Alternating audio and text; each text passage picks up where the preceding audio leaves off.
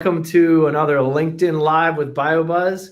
Today we've got a really special guest, and we are talking about what's the buzz, veterans in biotech, with the one, the only Nick Droste. How's it going? I feel like he doesn't need an introduction because Nick is everywhere and has like 8 jobs. But one of those jobs is program manager for human performance at Emergent Biosolutions. That's correct. Right? Yeah. Another job is chief biscuiteer, owner, founder of Villainous Biscuits. Also correct. Yeah. Which were delicious. If you came to Oktoberfest this year, Nick was there with a lot of his variety of biscuits. Let's see what else. Co-founder of Reveille Grounds. Reveille Grounds. Yeah. It's a new veteran and military family startup nonprofit for the Baltimore area, hopefully for Maryland, to help build community connections and make Baltimore a destination of choice for veterans and their families. That's awesome. Well, we are all about community here, so we love supporting that initiative too. What else? Board of Buzz. That's correct. Yes. Diversity, equity, inclusion, and belonging. I love it. We really appreciate all your support and all the work that you helped to build the BioBuzz community and the biotech community at large, and the vet community, and the people who love biscuits community. That's a pretty simple one. So we're here today to talk about veterans in biotech, something that you know firsthand, obviously, which is why you're here. But before we jump into that, obviously Veterans Day is coming up, right? It's the only time of the year that businesses are allowed to talk about veterans. Yes. Well, we are going to change that, and we're going to talk about it all year long. Let's do it. But tell me, what do you have in store? So it's actually the grand opening ribbon cutting ceremony for Reveille Grounds here in Baltimore.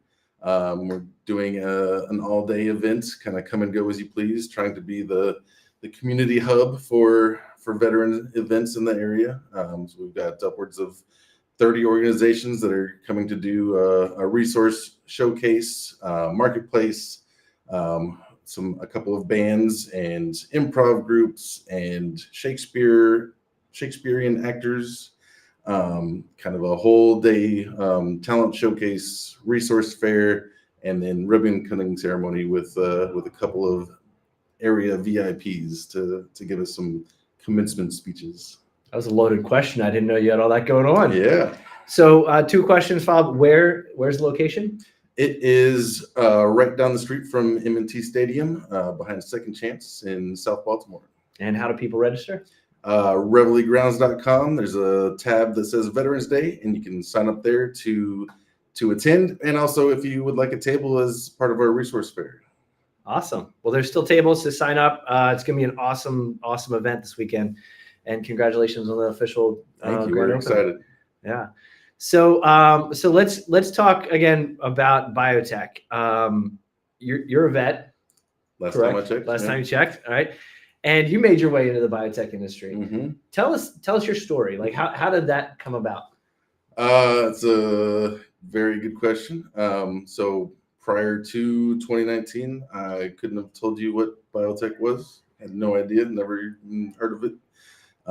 But when I retired from the Army, go Army, beat Navy, I didn't want to keep doing the same thing I had been doing. I wanted to change. I've been doing language analysis and intelligence operations for 20 years and wanted to change. But my kids love the area, and we all fell in love with Baltimore, Maryland, everything that entails, except for Old Bay. I'm not sure. I'm still jury's out Come on that. But wound up kind of just exploring options. Went to a veteran job fair here at M&T Stadium, and didn't really have any concrete goals. Was just kind of seeing what the options were, and I ended up hitting it off with an Air Force veteran who's standing behind the table for Emergent, who happens to be the producer of the anthrax and smallpox vaccines that I received prior to deploying to wonderful places on the earth. Yeah. So yeah, that connection, being on the receiving end of those vaccines and appreciating not dying, kind of helped that. Plus the connection with a fellow veteran in the company. He became my hiring manager and then boss and mentor, and still very good friends with him. Just was chatting with him today. So goes back to how important community and relationships are in the job search, but that's not scalable all the time. So what can you think about, like what was maybe what was the factor that enabled you, like why did, other than your charming personality, why was that a fit? Why did that was that the right job for you that happened? So I think biotech as a whole has it absolutely is scalable. That sort of what happened to me because of the mission that biotech has.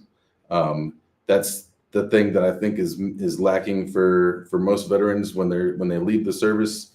That mission, wanting to make a difference, wanting to improve lives around the world. You can't necessarily do that in many other industries, but the biotech industry, life sciences, you can have even more impact than you had in the military. So that mission resonates with the veteran population if you can figure out a way to apply it correctly. Yeah, that's interesting. I think I couldn't agree more. I mean, this is one of the reasons why I'm in this industry, is like it's the mission oriented, the impact you can have. So how, you said it is absolutely scalable.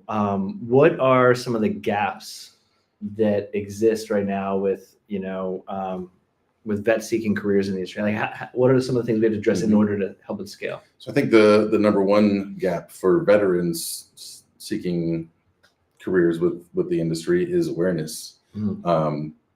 It's not something that is the easy translation of like, you did this in the military, so you can do this with this company. Those are easy jumps, but they don't really address things that like in the biotech world. The veterans have the skills and they have the talents and the soft skills, if you will, of leadership and operating in a regulated environment and writing SOPs and delivering training, taking care of people. All of those things are ingrained in us and can be leveraged if we know how to translate them. So that's the awareness that the industry exists, and then the ability to take your skills and what you did in the military and translate it into what hiring managers and recruiters are looking for. Yeah, you said what was your role in the military? I was a language analyst. So it's just basically learning how to speak a different language, right? Exactly. So I can see why you're so good at this. So it's an awareness thing, and it's a translational thing. It's understanding how to speak the right language. Yeah, and then just one other issue with veterans is the imposter syndrome. We don't know, because we don't know the industry.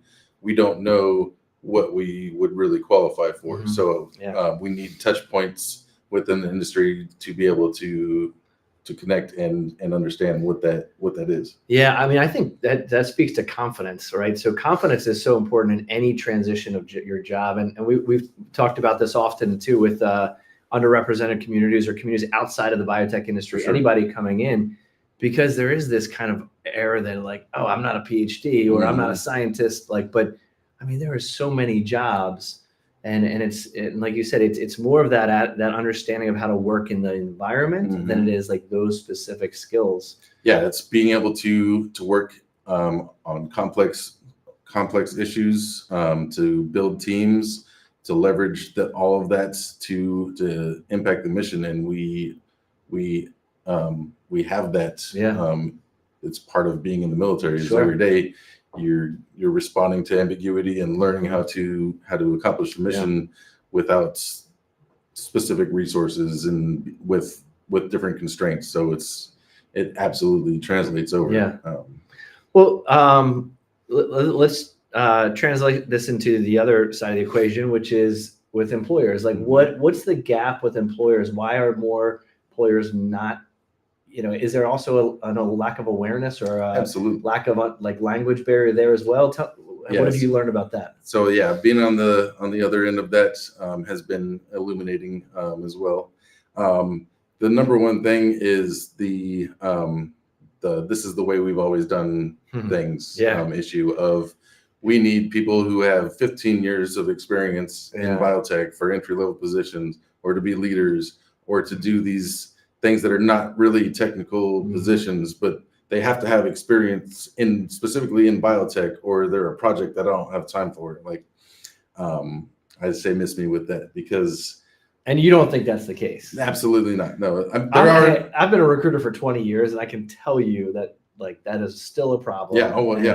And we struggle with that all the time. You need a project manager. Well, you need a PhD, and you don't need a PhD to be a project manager. Yeah, absolutely. Yeah, I just was talking to somebody yesterday who found his way through a Department of Defense SkillBridge internship with Kite, and had that requirement was on the job application. And he was able to go there and demonstrate that those 6 years required biotech experience were not that required. Yeah, it's not hard to learn some technology concepts and learn process concepts and things like that. What is hard to learn is taking care of people, servant leadership, execution of mission, and operating in high stress environments with in ambiguity. So. Yeah, and it's like hard skills versus like competencies and aptitude. Yeah, like some of those aptitude, competencies, and stuff that's hard to teach. You can teach some other hard skills. Absolutely. Yeah. So there's a little bit of a barrier. So it sounds like the industry needs to change a little bit in some of the practices that maybe could be considered antiquated. Maybe. So I don't mind saying that. What else is like, so you mentioned Kite, who's one of our featured employers. We've worked with Kite for several years to help attract talent for their mission, but they're a big company, right? And they've got a lot of recruiters, and they've got programs, and they've got assistants. Emergent, another large company in the defense and human, saving lives space. So there's I can see a one-to-one match there as well.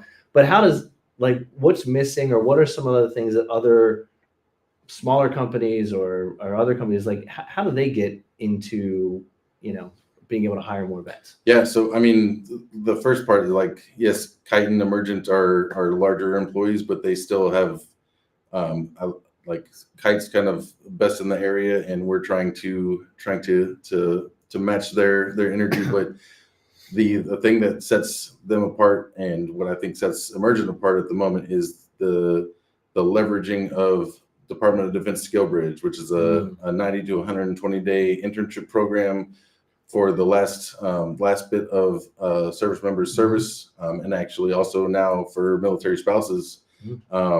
They can come to your company, be paid by the Department of Defense or the Department of Commerce, and learn and show that value that they bring to the table without any cost to the company.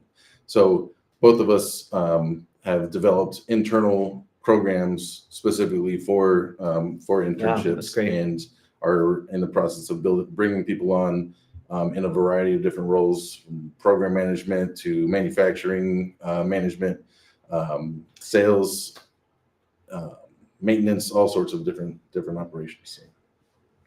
So the SkillsBridge, it's an internship, but what do you see a lot of people convert after that? Like, yeah, I mean the goal for the program is 80% conversion into job acceptance, but I think most companies that are participants have a much higher rate, and it's not just something that large companies can do. We developed ours with a core of about 5 people developing the program and building into value that we know that veterans could use, like building into like Lean Six Sigma training program on top into our program to kind of help add more value to them regardless of where they end up. That's great. Well, we'll share some more information about the SkillsBridge program out to our community.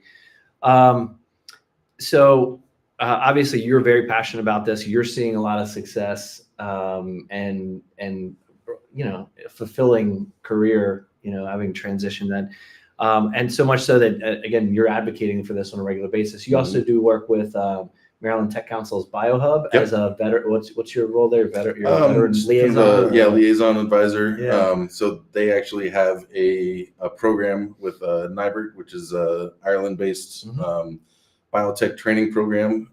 They have a veterans in biotech kind of curriculum that a group of us from the industry in the area collaborated with to like kind of show what skills we need for that veterans could be trained on and be able to kind of hit the ground running, get through that blockade of the experience piece with actual tangible hard skills that they've gotten from this curriculum. So we're doing that. We're working with them on their resumes and interviews and polishing up their LinkedIn profiles. So the first cohort just graduated last week. That's awesome. Congratulations. Yeah, it was awesome for them. They were at the Maryland's the Biotech Innovation Conference, wandering around, learning, connecting with all the companies and showing the things that they learned, and it was just awesome to watch them show what they learned. So that's great. Yeah. So the BioHub does training programs, and then, so the training you mentioned is a industry renowned training program, and then so one of it is applied to vets. How long is the training that they go through? This one was about 2 months, I think. 2 months. Yep. Awesome. Does that complement the Skills Bridge program, or it's absolutely. It's so Skill Bridge is more of like doing the work, going in and performing that. The BioHub could be an augment to that. Help people could do Skill Bridge with the company while also doing virtual and in-person training with NIBRT, and then being even more prepared. I love it. So all right, we're starting to put together the package here, and there's a lot of programs. So BioBuzz, we are building out our talent lab, and so we're not providing training. So we're going to have to send people to the BioHub for training. We want to be the roads and the pipes and stuff to help get people to the companies. So we want to provide that first mile and last mile, delivery. So we've been talking a lot about what we're trying to accomplish is this concept that we're floating around called talent logistics. How do we get the right people connected to the right companies at the right time, and also not just focus on full-time work, but consulting and part-time work and gigs. So as you look at how people are transitioning, military spouses, military, do you see a role for, part-time contract, ways that they can kind of gain experience or show they have translational skills? Yeah, absolutely. I think especially for the military spouses who may need to be remote, may need to have flexible hours, but they also have a series of skills that you wouldn't believe. Like the range of candidates leaving the military is kind of, it's as diverse as the population. I mean, we'll have anyone from 2 years of service and sort of entry-level positions all the way up to people who have commanded hundreds, if not thousands of people, and people with I saw a candidate a couple months ago who had a PhD in immunology. Not what people or recruiters or hiring managers think would be in the candidate pool when you talk about veterans. Yeah. But really, it's as open and diverse as our population, which has diversity built into it. So. Yeah, that's great. And I think one of the things we're looking at from a platform perspective is also, and I think you can probably speak to this, too often in biotech, in every industry, we say, we're hiring for this, so we need someone that's done that. And resumes, for instance, are the worst enemy for that because, recruiter, like I joke all the time, and it's like the 24-year-old lacrosse player from Salisbury who doesn't know HPLC versus PB&J, right? But that resume is, again, talks about what you have done, not what you can do. And again, your transition is proof of that. And you and I have talked about that before too. Like too often, a lot of people leaving the military, like, I don't want to do this anymore, but I've gotten all these skills. So that's something we're trying to address, is like, how do we focus on skills, capabilities, and, to do matching, not just what you've done in the past. And I think that's one of the key things that's often overlooked for the veteran population, is how we are malleable or scalable to careers. Once we know what we want to be when we grow up, we have the GI Bill, we have vocational rehabilitation. These are all programs that you can go to school for if you resonate with the mission. You can go you can get a PhD or multiple masters with those programs. We have programs like Onward to Opportunity that gives us PMP or Lean Six Sigma training, all sorts of different certifications to kind of break that barrier.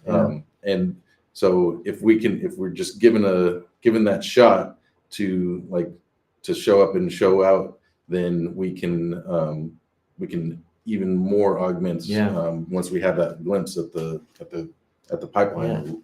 And at a lower cost to the employer because of all these extra elements. Absolutely. And I would say, just again, wearing my 20 years of recruiting experience and knowing the market, I mean, we're in a really dynamic market right now. There's a fluctuation, a lot of changes.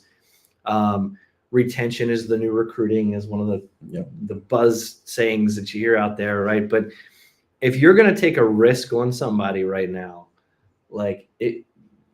people in the military, I mean, people join the military, they're making a commitment.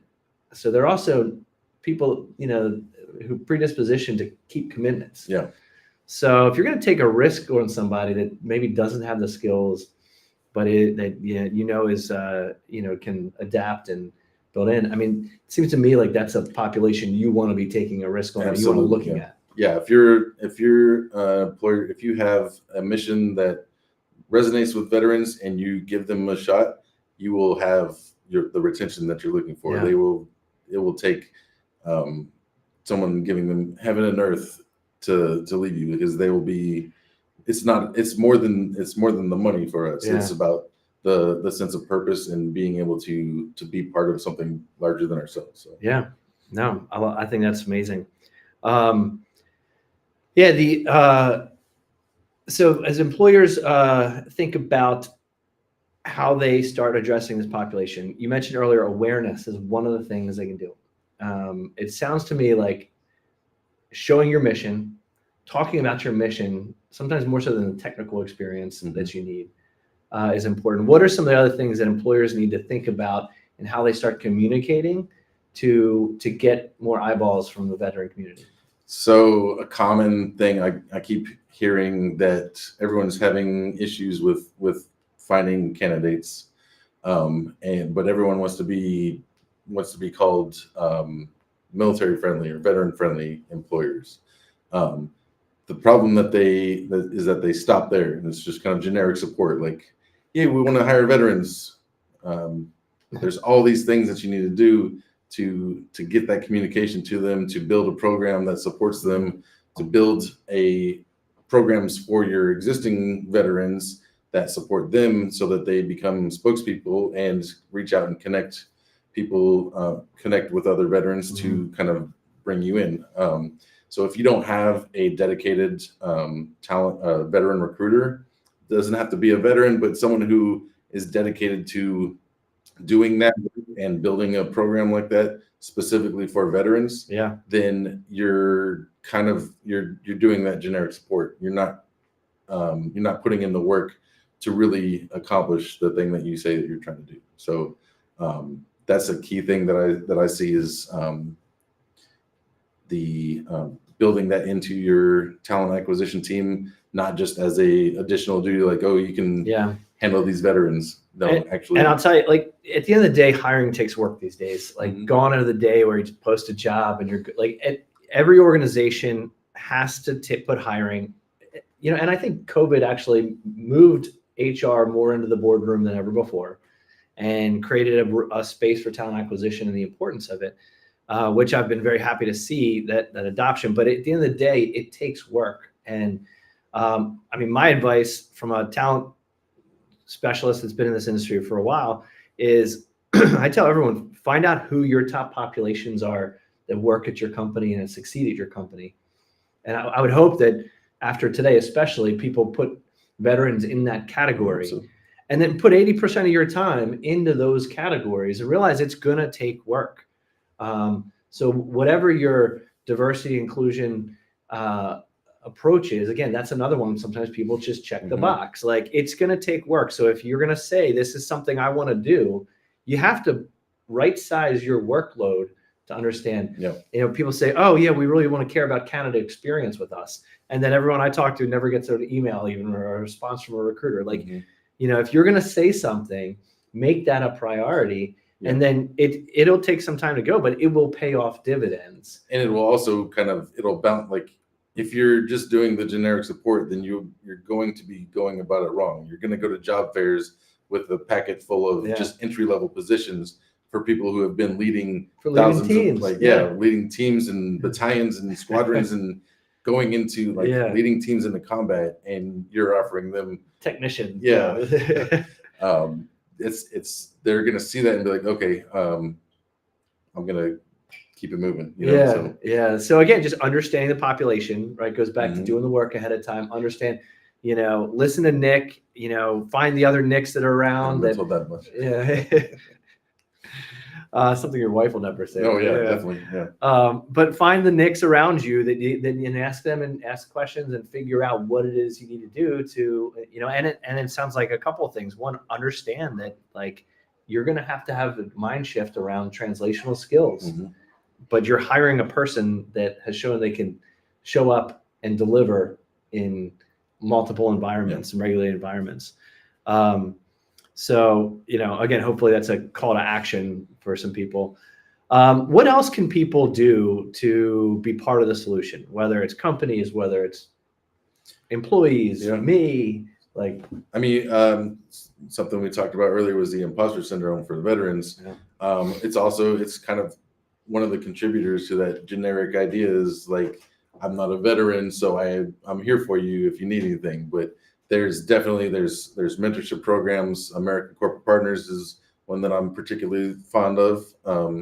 Shout out to Curtis, my mentee, who just landed a great role.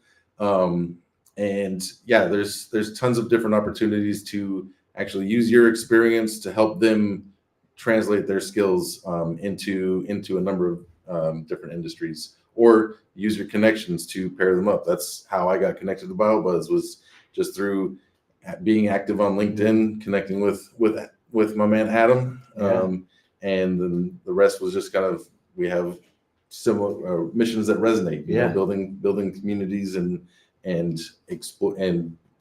empowering each other to make a difference. So follow those things that resonate with you. Yeah, that's good advice.